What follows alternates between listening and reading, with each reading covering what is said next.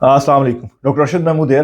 सो आज की वीडियो के अंदर हम टॉक्स का इंपॉर्टेंट सेशन देखेंगे, जो कि है साइकेट्री और साइकोलॉजी और डेवलपमेंट से रिलेटेड। इसमें हम चार चीज़ों को डिस्कस करेंगे और अक्सर औकात चाहे वो एफसीपीएस हो या एमडी हो, ये स्टेशन जरूर आता है। इसके अंदर ऑटिज्म स्पेक्ट्रम डिसऑर्डर है, अटेंशन डेफिसिट हाइपर एक्टिविटी यानी एडीएचडी है, और टिक्स डिसऑर्डर है, और कन्वर्जन यानी कन्वर्जन डिसऑर्डर है। सो ये चार ऐसे स्टेशन हैं जो अक्सर औकात आपके एफसीपीएस या एमडी के टॉक सेशन के अंदर आते हैं। इसमें मैं मोटा मोटा और जनरली एग्जाम की पार्ट ऑफ इन चीज़ों को डिस्कस करूंगा। बाकी डिटेल आप बुक से पढ़ लेते हैं। मैं डिस्कस करूंगा कि इसमें सिनेरियो कैसा आता है और एग्जामिनर कैसे आपको आगे लेके चलता है। मोस्टली एफसीपीएस एग्जाम के अंदर सिनेरियो आप थोड़ा सा आपको स्टार्ट करते हैं और फिर आपको क्वेश्चन पूछने पड़ते हैं और फिर वो आपका सिनेरियो आगे लेके चलता है और फिर आपकी इन्वेस्टिगेशन और सारी चीज़ें चलती हैं। सो आपने इन चार चीज़ों को अच्छी तरह पढ़ना है: ADHD, autism, conversion and ticks.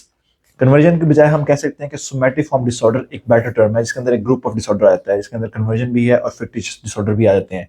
सो इन चार चीज़ों को आपने करना है। अगर आप पीडियाट्रिशियन हैं या पीडियाट्रिक मेडिसिन में इंटरेस्टेड हैं तो आपको हमारा YouTube channel doctor Arshad Mahmood child specialist काफ़ी हेल्पफुल साबित होगा। इसके अंदर आप इसकी जो प्लेलिस्ट सीरीज है उसको देखें, जिसके अंदर टॉक्स की वीडियोस हैं, short and long case examination की वीडियोस हैं, शॉर्ट केसेस डिस्कशन की वीडियोस हैं, और इसी तरह एग्जामिनेशन के मेथड पर डिटेल वीडियोस शामिल हैं। और अगर आप अपने किसी रिलेटिव को पीडियाट्रिक और जिनके बच्चे हैं उस सिलसिले में आप गाइड करना चाहते हैं तो डेफिनेटली हमारा जो पेरेंट गाइड्स इंफॉर्मेशन का सेक्शन है उसके अंदर जो कॉमन डिजीज है उनकी इंफॉर्मेशन दी गई है, जो कॉमन प्रिवेंशन टिप्स हैं, वैक्सीनेशन, फीडिंग, वीनिंग, सबको डिटेल में बताया गया है। तो इस वक्त में एक मुकम्मल पैकेज है, तो आप उस वक्त में उनको भी रेफर कर सकते हैं। अब हम टॉपिक तरफ आते हैं जो कि है developmental and behaviour portion of paediatrics for the talks examination. तो उसमें चार इंपॉर्टेंट केसेस हैं जिनको हम वन बाय वन डिस्कस करते हैं। सबसे पहले हम डिस्कस करते हैं एडीएचडी को, that is attention deficit hyperactivity disorder. Exam में सिनेरियो कैसे आएगा कि एक बच्चा है जिसकी एज 5 या 6 साल की है और वो बच्चा बहुत ज़्यादा हाइपर एक्टिव है, वो बैठता नहीं है, वो आपकी बात नहीं सुनता, वो स्कूल के अंदर तंग कर रहा है बाकी बच्चों को, और वो छलांगे लगाता है, वो कभी चेयर पे चढ़ जाता है, कभी किसी चीज़ पे बैठ जाता है। तो टिपिकल सिनेरियो आता है। तो इसमें एग्जामिनर आपसे पूछता है कि आपने इसको प्रोसीड कैसे करना है। तो डेफिनेटली जब तक आपको इस एडीएचडी के बाकी साइन सिम्टम्स पता नहीं होंगे, चीज़ें पता नहीं होंगी, तो आप इसको आगे लेके नहीं चलेंगे। तो उसको हम डिस्कस करते हैं।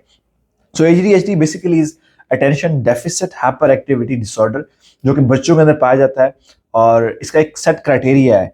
जो हमारी ये साइकेट्रिक या न्यूरो डेवलपमेंटल डिसऑर्डर है उसके लिए हम डीएसएम क्राइटेरिया को यूज करते हैं, that is diagnostic and statistical manual. और उसका करंटली जो मैनुअल चल रहा है वो 5 है। सो डीएसएम 5 को हम यूज करते हैं और उस क्राइटेरिया के अकॉर्डिंगली हम इनको डायग्नोस करते हैं। सो एडीएचडी का क्राइटेरिया टिपिकल क्या है कि आपका बच्चे की जो एज है वो लेस देन 12 होनी चाहिए, 12 ईयर्स होनी चाहिए। उस बच्चे के अंदर जो है वो सिम्टम्स हैं वो 6 मंथ से ऊपर होने चाहिए, यानी जो भी हाइपर एक्टिविटी या इम्पल्सिविटी या इनअटेंशन के सिम्टम्स हैं वो मोर देन 6 मंथ्स होने चाहिए। एज उसकी लेस देन 2 ईयर्स होनी चाहिए। उसकी जो सिम्टम्स हैं, उसकी जो डेली की रूटीन है उसको सिग्निफिकेंटली उसको इफेक्ट कर रहे हो, और उसके जो सारे सिम्टम्स हैं उसकी डेवलपमेंटल एज से ज्यादा हो। डेफिनेटली 2 साल का बच्चा हाइपर एक्टिव होता है, लेकिन आपने देखना है कि उसकी जो हाइपर एक्टिविटी, इन अटेंशन या इम्पल्सिविटी है वो उसकी एज के बच्चों से ज्यादा है। और इसके बाद यह है कि क्राइटेरिया में नेक्स्ट इंपॉर्टेंट पॉइंट यह है कि उसके अंदर जो है जो जो सारी चीजें हैं वो किसी और डेवलपमेंटल या बिहेवियर डिसऑर्डर के अंदर फिट नहीं हो रही, किसी वो और डिजीज से एक्सप्लेन नहीं होती। सो इसके अंदर बेसिकली 2 तरह के सिम्टम्स आते हैं, एक होते हैं इनअटेंशन के सिम्टम्स और दूसरे होते हैं हाइपर एक्टिविटी या इम्पल्सिविटी के सिम्टम। इनअटेंशन में क्या होगा कि बच्चा जो है वो किसी की बात नहीं सुनेगा, उसको जब आप बुलाएंगे तो वो आपको रिस्पॉन्स नहीं करेगा, उसको जब आप कोई काम कहेंगे तो वो उसको प्रॉपरली कर नहीं पाएगा। अगर उसका कोई ऐसा काम है जिसमें मल्टीपल टास्किंग होती है उसके अंदर वो इंटरेस्ट नहीं लेगा, वो अपना स्कूल का काम परफॉर्म नहीं कर पाएगा, यानी कि उसका अटेंशन स्पैन बहुत कम होता है, वो प्रॉपरली अटेंशन किसी चीज को दे नहीं पाता। सेकंड, उसके अंदर इम्पल्सिविटी और हाइपर एक्टिविटी होती है। इसके अंदर बच्चे को जब कोई क्वेश्चन पूछा जाता है तो उसका जो है वो क्वेश्चन का, वो अभी क्वेश्चन पूछ रहा होता है तो पहले उसका आंसर कर देता है, वो चेयर पर नहीं बैठता, वो अपनी टर्न का इंतजार नहीं करता, वो क्यू में लगने का इंतजार नहीं करता। सो ये सारे हाइपर एक्टिविटी और इम्पल्सिविटी के उसके सिम्टम्स होते हैं। ऐसे बच्चों का आईक्यू नॉर्मल होता है, सो आईक्यू में इशू नहीं होता, लेकिन चूंकि उनकी हाइपर एक्टिविटी इतनी ज्यादा होती है, इम्पल्सिविटी इतनी ज्यादा होती है, तो इसलिए इनकी जो है स्टडीज में इफेक्ट होता है, वो पढ़ाई में बच्चों से पीछे होते हैं। ऐसे बच्चों के अंदर आपने टेस्ट कौन से कराने हैं? तो डेफिनेटली सबसे पहले तो आप ये कहेंगे कि मैंने इसकी डिटेल हिस्ट्री लेनी है, तो हिस्ट्री में आपने सारे ये पॉइंट पूछने हैं।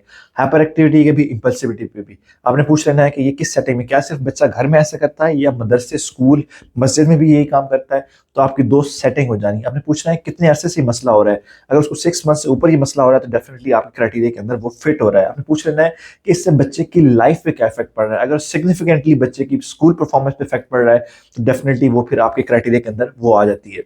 इसमें इन्वेस्टिगेशन क्या करानी है, तो एडीएचडी के पेशेंट के अंदर यूजुअली डायग्नोसिस हमारा क्लिनिकल होता है, हम इन्वेस्टिगेशन नहीं कराते। लेकिन अगर आपको लग रहा है कि बच्चे के अंदर कोई मेडिकल कंडीशन हो सकती है, मिसाल के तौर पर अगर उसको हाइपरथायराइडिज्म है तो डेफिनेटली आप उसको थायराइड प्रोफाइल कराएंगे। अगर आपको लगता है कि बच्चे में कोई सब्सटेंस अब्यूज का कोई है तो आप उसमें डेफिनेटली उसका जो है वो जो डिफरेंट जो हमारे जो है सब्सटेंसेस होते हैं, जो हमारे उनको आप लेवल करवा सकते हैं। इस तरह लेड अगर एक्सपोजर आपको लगता है तो लेड लेवल आप करा सकते हैं।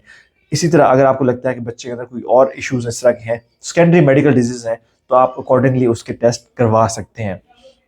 डायग्नोसिस आपने डेफिनेटली इसी DSM-5 क्राइटेरिया के अकॉर्डिंगली करना है। इसकी मैनेजमेंट क्या है, तो मैनेजमेंट के अंदर हमारी फार्माकोथेरेपी है और साइकोथेरेपी है, और हमारी जो है स्ट्रक्चरल एजुकेशन है। साइकोथेरेपी के अंदर डेफिनेटली हमने पेरेंट्स की जो है उसमें हमारी जो है कोग्निटिव बिहेवियरल थेरेपीज आती हैं और पॉजिटिव रीइंफोर्समेंट आती है।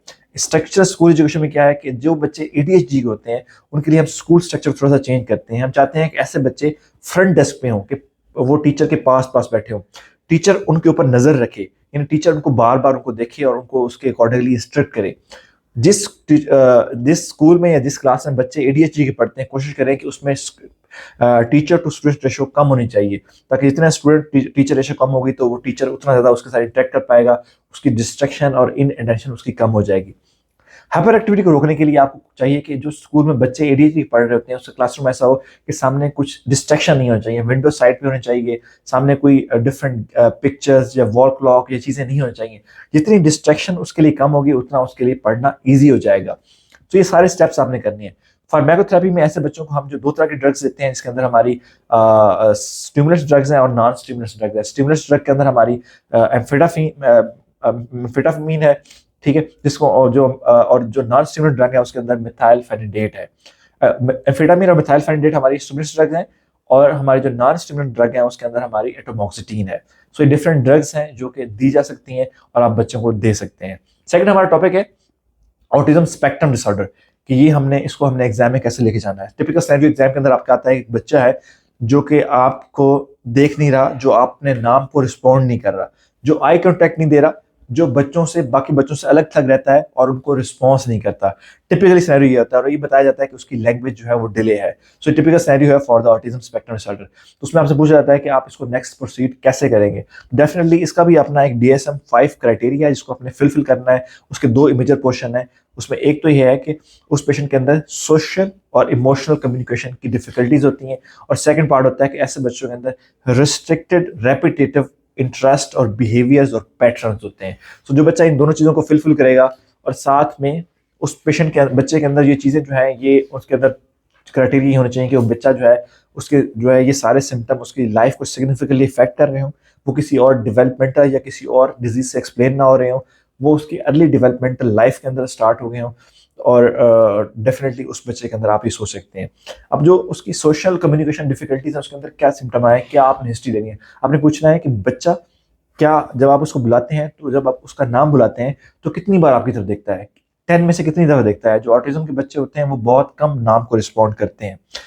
आप पूछेंगे कि बच्चा क्या आपको सोशली कैसा है, क्या वो आपको रिस्पॉन्ड करता है, खुशी में खुश होता है, गम में गम होता है। तो ऐसे बच्चों के अंदर सोशल इमोशनल रेसिप्रोसिटी नहीं होती, वो नहीं कर पाते। ये आपने पूछना है क्या इसको एम्पैथी है कि नहीं है। एम्पैथी का मतलब ये है कि अगर सपोज बच्चा किसी बच्चे के साथ खेल रहा है और उसको चोट लगी और रो रहा है तो क्या इस बच्चे के चेहरे के तासुरात चेंज होते हैं कि नहीं। तो ऐसे बच्चों के तासुरात चेंज नहीं होते।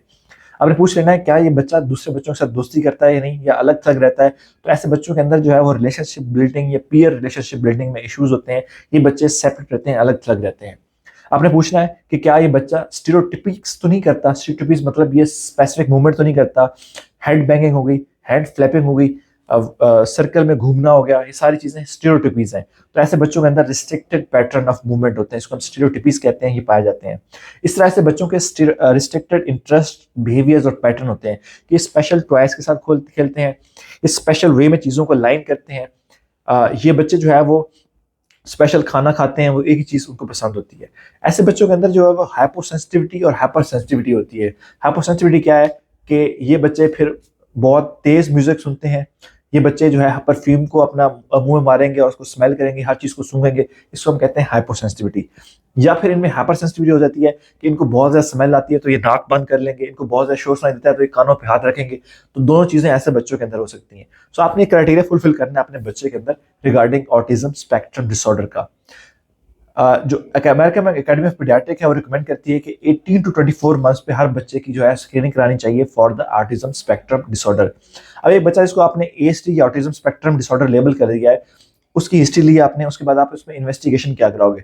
डेफिनेटली ऑटिज्म स्पेक्ट्रम डिसऑर्डर के बच्चे के अंदर आप उसकी हियरिंग असेसमेंट कराओगे, आपके उसकी विजुअल असेसमेंट कराओगे, क्योंकि दोनों चीज़ें बड़ी इंपॉर्टेंट है। इस तरह आप कि आप उसके अगर हियरिंग इफेक्ट होगी तो डेफिनेटली वो बच्चा भी सुनेगा, जब सुनेगा नहीं तो बोलेगा नहीं, और उस तरह उसके अंदर उसका जो है वो रिस्पॉन्स टू नेम इफेक्ट होता है। तो ऐसे बच्चों के अंदर हेयर असेसमेंट होगी, विजुअल असेसमेंट होगी और डिटेल डेवलपमेंटल असेसमेंट होगी।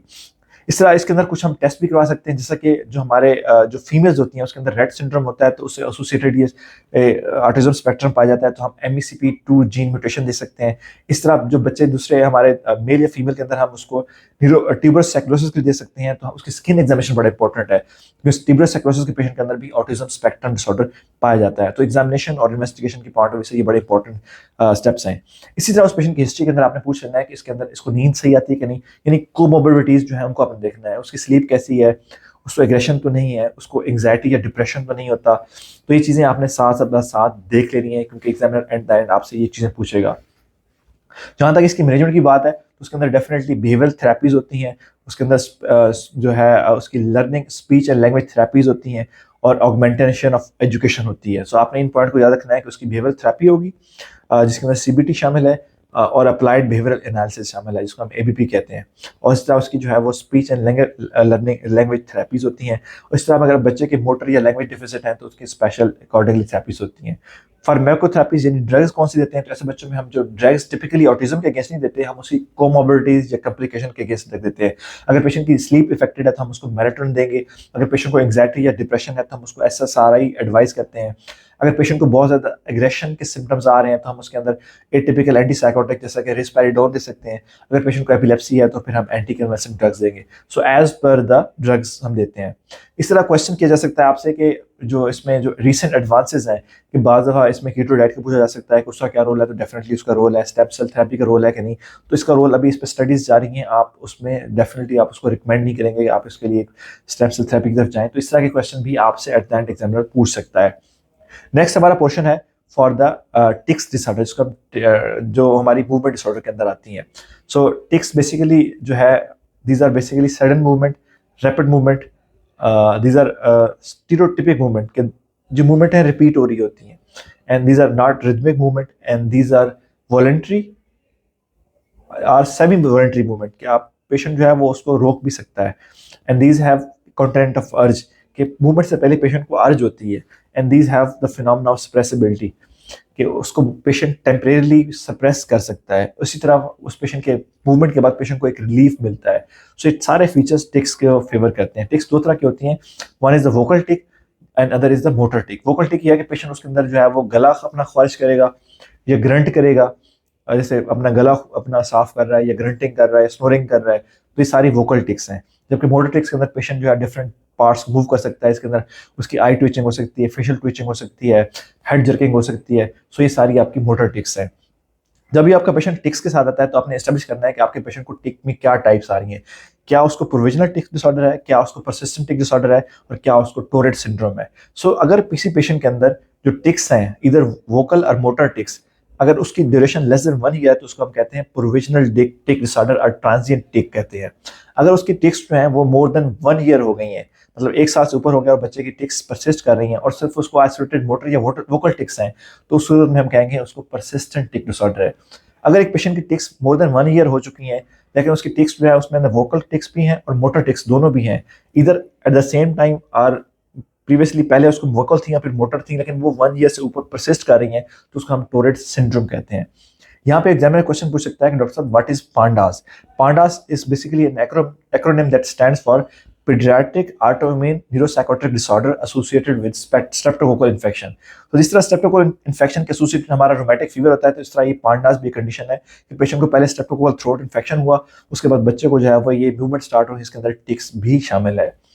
अब टिक्स किसी पेशेंट के अंदर आए तो डेफिनेटली उसके अंदर आप उसकी डिटेल हिस्ट्री लोगे, आप देखोगे कि बच्चे को टिक्स है या नहीं, और फिर आप उसका इफेक्ट देखोगे कि उसके पेशेंट की लाइफस्टाइल पे क्या इफेक्ट है, क्या माइल्ड टिक्स हैं, क्या मॉडरेट टिक है, और क्या सीवियर टिक्स है। और डेफिनेटली आप उसके जो है वो स्ट्रक्चर को एनालाइज करोगे। टिक्स के अंदर आप डेफिनेटली आप बच्चे से पूछोगे कि भाई और उसकी साइको सोशल असेसमेंट भी करोगे कि उसका कोई रिसेंट स्ट्रेसर तो नहीं है फैमिली में, मतलब कोई रिसेंट डेथ हुई हो या ऐसा कोई चीज़ हो, कोई इसका उसकी स्कूलिंग चेंज हुई है, क्या वो घर शिफ्ट तो नहीं किया, तो वो भी टिक्स का ही रीज़न हो सकते हैं या उसको वर्स करा सकते हैं। इसी तरह child abuse, child neglect again एक फैक्टर हो सकता है जो टिक्स को क्रिएट कर सकता है या उसको वर्स करा सकता है, तो इसको भी आपने ज़रूर हिस्ट्री में पूछना है। और सब्सटेंस अब्यूज़ कि कोई जो है वो कोई जो नारकोटिक्स ऐसी चीज़ तो नहीं बच्चा ले रहा है या उसको दी जा रही है, तो वो भी टिक्स का रीज़न हो सकती है। सो आपने child abuse, child neglect, substance abuse, इन चीज़ों को भी, और रिसेंट स्ट्रेसर, इन चीज़ों को भी आपने एवेल्यूएट करना है। टिक्स की ट्रीटमेंट की बात करें तो माइल्ड मॉडरेट टिक्स में तो हम उसके ट्रीटमेंट हमारी कंजर्वेटिवली होती है। उसके अंदर हमारी HRT है, that stands for habit reversal therapy, तो हम उसको एडवाइस करते हैं। और ये डेवलपमेंटल पीडियाट्रिशियन डेफिनेटली इसमें हमारे साथ इन्वॉल्व होते हैं, साइकोलॉजिस्ट इन्वॉल्व होते हैं। सो HRT that is habit reversal therapy, ये हम एडवाइस करते हैं।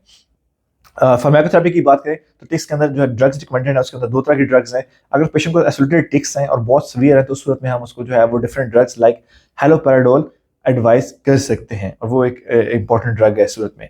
इस तरह अगर टिक्स के साथ बच्चे को बहुत ज़्यादा एंग्जाइटी हो रही है, डिप्रेशन हो रहा है, डेफिनेटली टिक्स के बच्चों को जो दूसरे लोग देखते हैं तो उसको डेफिनेटली एंग्जाइटी और डिप्रेशन एसोसिएटेडली होता है, तो उस सूरत में हम उसको SSRIs एडवाइस कर लेते हैं। सो बेसिक टिक्स की चीज़ें थी। अब एक और सिनेरियो एग्जाम के अंदर बहुत कॉमन आता है कि एक बच्ची है जिसकी एज 8 ईयर्स है और आपके पास प्रेजेंट की हुई है, उसको टिकपनिया है, ब्रीदिंग डिफिकल्टी है, आप उसको कैसे अप्रोच करते हो? जब आप उससे एग्जामिनर आपको सिर्फ इतना सिनेरियो देता है, उसके बाद आप उससे हिस्ट्री पूछते हो कि मैं इसका क्या कराऊंगा, एक्सरे कराऊंगा, चेस्ट सुनूंगा, तो कहता है इसका एक्सरे भी नॉर्मल है, चेस्ट एक्सकल्टेशन पे बच्ची बिल्कुल ठीक है। तो डेफिनेटली इस सूरत में जो सिनेरियो है वो आपका जाता है टुवर्ड्स द कन्वर्जन डिसऑर्डर और सोमैटिफॉर्म डिसऑर्डर। अब एक चीज़ें क्या होती हैं इसको हम डिटेल में देख लेते हैं। सोमैटिफॉर्म बेसिकली सोमैटाइजेशन या सोमैटिफॉर्म डिसऑर्डर बेसिकली वो डिसऑर्डर होते हैं जिसके अंदर बच्चे को कोई क्लिनिकल सिम्टम्स हो रहे होते हैं। उसको टिकपनिया है, उसको चेस्ट पेन है, अब्डोमिनल पेन है, उसको ब्लाइंडनेस है, लेकिन उसकी कोई फिजिकल रीजन नहीं मिलती। मतलब उसके अंडरलाइंग, मतलब टिकपनिया हो रहा है लेकिन उसकी कोई अंडरलाइंग रीजन नहीं है, उसका चेस्ट बिल्कुल क्लियर है, उसका हार्ट क्लियर है, उसको एसिडोसिस नहीं है, तो वही डिसऑर्डर को हम कहते हैं सोमैटिफॉर्म डिसऑर्डर। इसके अंदर 2 बड़े इंपॉर्टेंट डिसऑर्डर हैं। इसके अंदर एक है कन्वर्जन डिसऑर्डर और एक है फैक्टिशियस डिसऑर्डर। कन्वर्जन डिसऑर्डर के अंदर बेसिकली पेशेंट के अंदर सोमैटिफॉर्म सिम्टम्स आते हैं, लेकिन पेशेंट का उस पर ऊपर कंट्रोल नहीं होता, पेशेंट उसको फेक नहीं कर रहा होता। जबकि फैक्टिशियस डिसऑर्डर के अंदर पेशेंट को जो सोमैटिफॉर्म डिसऑर्डर सिम्टम्स आते हैं, लेकिन पेशेंट उसको फेक कर रहा होता है फॉर सेकेंडरी गेन। वो कुछ भी हो सकता है, वो अटेंशन बच्चा गेन कर रहा होता है, या बच्चा कोई चीज़ मांगना चाहता है तो वो उस सूरत में वो ये परफॉर्म कर रहा होता है। इस सूरत में डेफिनेटली आप उससे डिटेल हिस्ट्री लोगे कि उससे पहले बच्चे को सिम्टम से पहले क्या होता है, बाद में क्या होता है, ड्यूरिंग क्या होता है, और आप उसकी मेडिकल हिस्ट्री डिटेल में लोगे। उसके बाद आपने उसका जो है वो डेफिनेटली मेडिकल असेसमेंट करनी है। मेडिकल असेसमेंट में आप देखोगे अगर सपोज एक बच्चा है जो आपके पास टिकिपनिया के साथ आया और आप सोच रहे हो कि इसका टिकिपनिया जो है वो सोमैटिफॉर्म है, वो कन्वर्जन की वजह से है, तो डेफिनेटली आप उसका उसका सबसे पहले चेस्ट सुनोगे, उसकी एबीजीज कराओगे, एक्सरे चेस्ट कराओगे, उसकी सिचुएशन देखोगे और उसकी मेडिकल काज को रूल आउट करोगे। सो डेफिनेटली मेडिकल असेसमेंट सबसे पहले करनी है। उसके बाद फिर आपने उसकी साइको सोशल असेसमेंट करनी है, जिसके अंदर आप देखोगे कि उसकी फैमिली के अंदर कोई रिसेंट स्ट्रेसर तो नहीं हुआ, घर में कोई फौत तो नहीं हुआ, कोई घर चेंज तो नहीं हुआ, स्कूल चेंज तो नहीं हुआ। फिर आप पूछोगे उसमें चाइल्ड अब्यूज का कंसेप्ट तो नहीं आ रहा स्कूल में या घर में, कोई चाइल्ड अब्यूज तो नहीं हो रहा, चाइल्ड निगलेक्ट तो नहीं हो रहा, सब्सटेंस अब्यूज तो नहीं हो रहा। तो ये 3 चीजें आपने पूछनी है। घर में कोई नशा तो नहीं करता, तो बच्चा भी नशे पे हो सकता है, तो इन चीजों को आपने देखना है, child abuse, child neglect and substance abuse. उसके बाद फिर आपने इसको देखना है कि उसका बच्चे के ऊपर क्या इफेक्ट है, क्या करना है। तो उसमें डेफिनेटली हमारी जो है बिहेवियरल थेरेपीज बड़ा इंपॉर्टेंट रोल करती हैं। तो आपने उस अकॉर्डिंगली उसकी साइकोलॉजिकल असेसमेंट करनी है, साइकोलॉजिस्ट को इन्वॉल्व करना है, और उसके अकॉर्डिंगली उसकी फिर आगे अकॉर्डिंगली उसकी आपने बिहेवियर थेरेपी करानी है। इसमें सबसे इंपॉर्टेंट क्वेश्चन कंसेप्ट ये होता है कि आपने पेरेंट्स को रियलाइज करना है कि बच्चे की जो डिजीज है उसकी ऑर्गेनिक काज नहीं है, क्योंकि पेरेंट्स बड़े इसमें डिनायल में होते हैं और वो समझते हैं कि उसकी जो डिजीज है वो बेसिकली ऑर्गेनिक है, उसकी पैथोलॉजी कोई ऑर्गेनिक है। उससे अगर टिकिपनी है तो उसका मसला लंग्स के अंदर है, हार्ट के अंदर है, तो उस चीज़ को रियलाइज करना पहला स्टेप होता है। इस स्टेप के बाद फिर आप नेक्स्ट आप उसकी स्टेप बाय स्टेप उसकी एवोल्यूशन करते हो और उसके अकॉर्डिंगली उसको डील करते हो। अगर बच्चे को बहुत ज़्यादा कोई एंग्जाइटी या डिप्रेशन के सिम्टम आ रहे हैं तो उस सूरत में आप उसको फार्माकोथेरेपी यानी एसएसआरआईज भी एडवाइस कर सकते हैं। Thank you.